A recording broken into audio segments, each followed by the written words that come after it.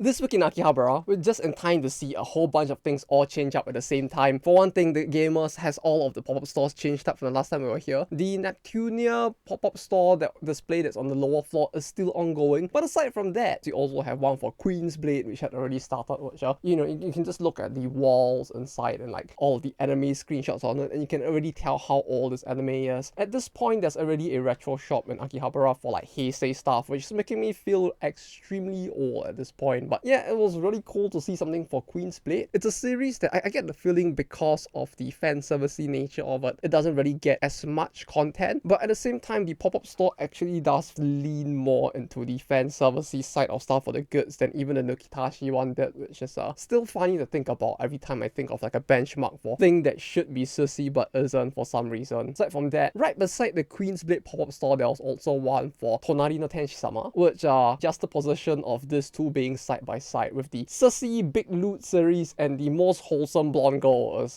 something that I just really enjoy quite a fair bit. This one, on the other hand, like this light novel series does feel like it actually gets quite a lot of goods. Like I feel like I've seen like a pop-up store for this maybe at least once every few months, so glad to see that the fans are eating well. Speaking of fans that are eating well, it would seem that at the atre they're having the pop-up store for the Persona 30th anniversary ongoing now, so that was actually pretty cool. Unfortunately, I actually couldn't enter it due to the fact that right now it's for ballot only, so I could only stand outside the store and look in. However, as someone who played the game since Persona 2, it's really cool to see all of the characters there, and it makes me feel a little old seeing all of the protagonists lined up like that. They also had the female protagonist for Persona 3, which as someone who did enjoy the female Persona 3 protagonist route as well, a lot of that is really fun to see. The goods themselves, I don't know whether to say they're generic or not. Like, they have two completely different variations of chem badges, and each one had the hollow and non-hollow version, so I'm guessing that if you needed to like get blind bags of those to gamble to get everything, that's a lot of money you're gonna end up burning to get all of that. And lastly, I did walk around to look at the new posters that were up as well. There was the one for Blue Archive for the new event for the Kitsumion squad. I really like that they picked Nico for the board that was at the station itself. She really has the